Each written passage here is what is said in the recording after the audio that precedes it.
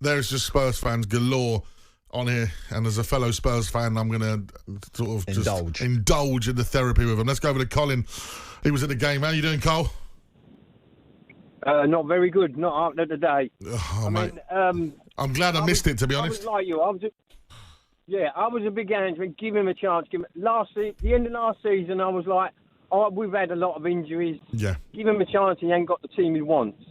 But what is Ange bought? The first 10 games last year, short passing, quick moving. Yep. This year, it's going backwards. The geezer's got to go now. He's not got a clue. He's got one system and one system only. The players are now coming out saying, the system's not working. We can't play this system. He's just stubborn. He's got to go. Pause. He's got to go. I mean, I can't wait to hear Jamie later on because he's going to lose it completely. Oh, yeah. Jamie O'Hara, of course, will be back in the Sports Bar tomorrow from 10 p.m. No doubt he'll be joining breakfast as well to get his thoughts on what happened. But, Pards, listen, you know, you're a former manager yourself. You're hearing, I've said it already, I'm done with Ange after today. What do you say back as a manager? Do you see anything in Ange that you can give Spurs fans hope to stick with him? Well, I mean, you know, I genuinely thought his back four today was really poor. You know, rash challenges, out of position. Van der Ven didn't look his normal self. Romero actually went off. And they was all at sea. Foster, the goalie, had to play out of his skin to keep the scoreline to 4.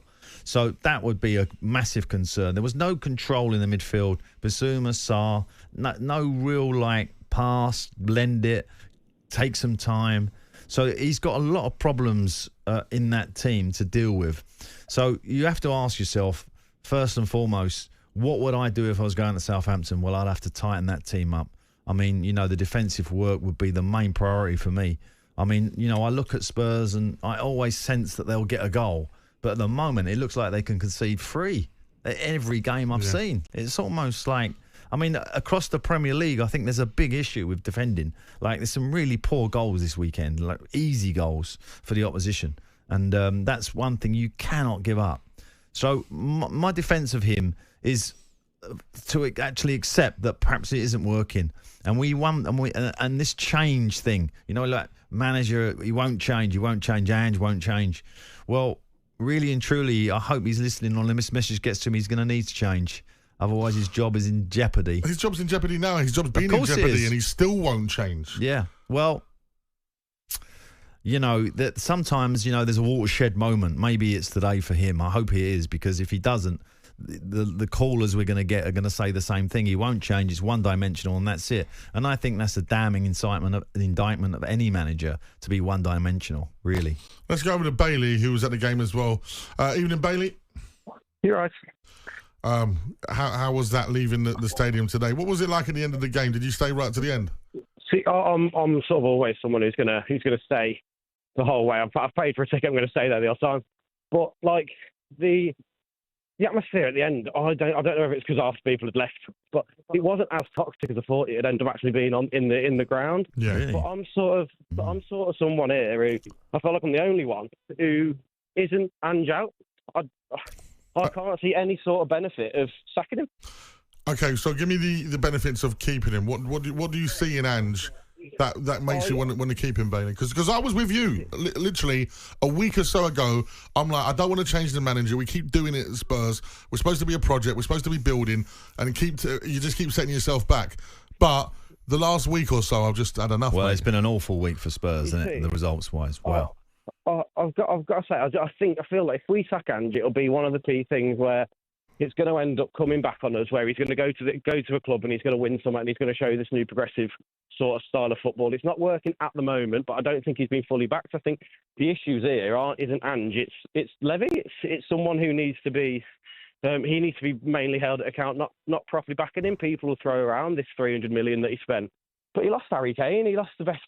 At that time, the best player in the world. I don't know if it's because I'm 21. I'm like someone who's not really seen success, but I've got to see this. Yeah, but you could be 51 at Spurs and not seen success. I'm 37 and yeah, don't worry about that. Mate. That's just normal. But no, I think you gave one point that's very, very important there. The transfer committee at Spurs is obviously geared up to take young players very young players who are perhaps not even the, finished products. Are not even ready to play in the first team. So Ange was handicapped in some description in terms of trying to get a team out there that was going to improve on last year. And we knew last year. The big problem with that part is Ange has come out publicly and said every player, he does things, he says things that makes him accountable for it. Yeah. So if you're saying, but as a manager, you are under pressure. Even like when I was at Newcastle at times, you're under pressure to support things that you don't actually think is right. In some of the transfers that you did.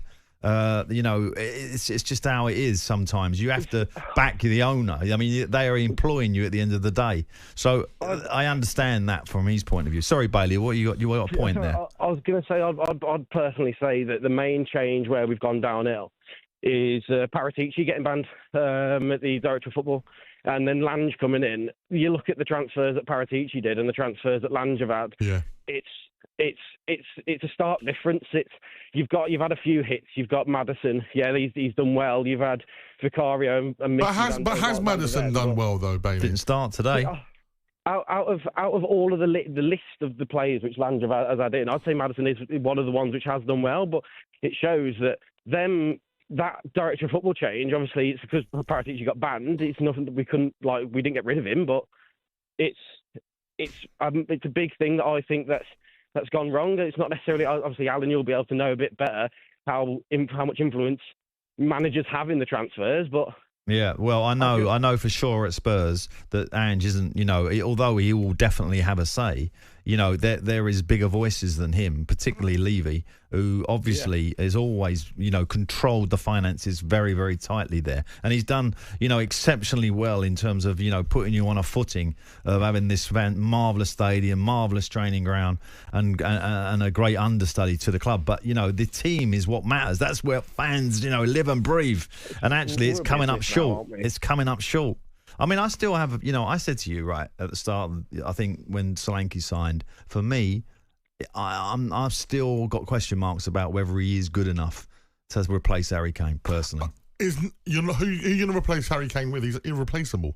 But I think Solanke, for me, is overstretched at Spurs. I do. Yeah, but we got this I'm ridiculous. Not saying you could replace Harry Kane. We got this ridiculous number, Brazil's number 9, Richarlison, who is clearly injured emotionally and physically because he's injured all the time. Like, I don't understand. No, well, he hasn't been a success. That's obvious. That's But I was looking a little bit at Solanke today, second half. I wanted a bit more from him. Do you know what I mean? I mean, he's a goal scorer. He's going to get you goals. I think he'll get 15, 20 goals, But you got to have a heart and you got to have spirit as well. It's what makes top players, dig you out of a situation. And I didn't sense that from him today. I was disappointed in that. He does work hard, Solanke. Yeah. But I think, like you said, overstretched, playing so many minutes of football because Richarlison is not there to pick up the slack. Yeah. Like, always comes back in the European game the other week, sets up a goal, goes off injured again. Either there's a massive problem with our backroom staff in terms of fitness, or with Richarlison, it's something meant deep. Like he's come out before and talked about his mental health, which I really respected, and my support with people with mental health issues. I'm an ambassador for Calm, so it's something that means a lot to me. But within the sporting realm, if your head is not in the right place, you're not going to be able to perform at the highest level. I think Richarlison, for whatever reason, it just hasn't worked out, has it? In terms of getting what you want from him on the performance level. Because at the end of the day, all players have issues. You're going to have injury issues, this issue, family issues, whatever, bereavements, etc., etc. But, you have to sometimes rise above it. If you're a top player and continually play and get out there, and if you get this period where you don't play for long periods, like Richarlison's been in and out at Everton as well, I seem to vaguely remember periods where he hasn't played, it's a bit of an issue. Now, I know lots of people will be on the way home from a 3-point lane, as Chelsea like to call it, and it's no good getting out of there after a game. It takes forever. So everyone will be in their cars or listening on the way on the train. So I want a quick hello to Corey, Brooke and Paige. and Rishi and Chris, they're on the way home from Spurs. They said, we're listening, loving the show, Imagine Pards. If you are on the way home, give us a call, 03717 22 3344. And if you've never called us before and you're a first-time caller and you're thinking, tonight's the night I'm going to call Imagine Pards, tonight's the night I'm going to call talkSPORT, this is the show to call to, because we will listen to you and you can come and have a chat with us. Yeah, and you know, there's so much to talk about at the moment, because 15 games is a clear indication of where your club is at right now.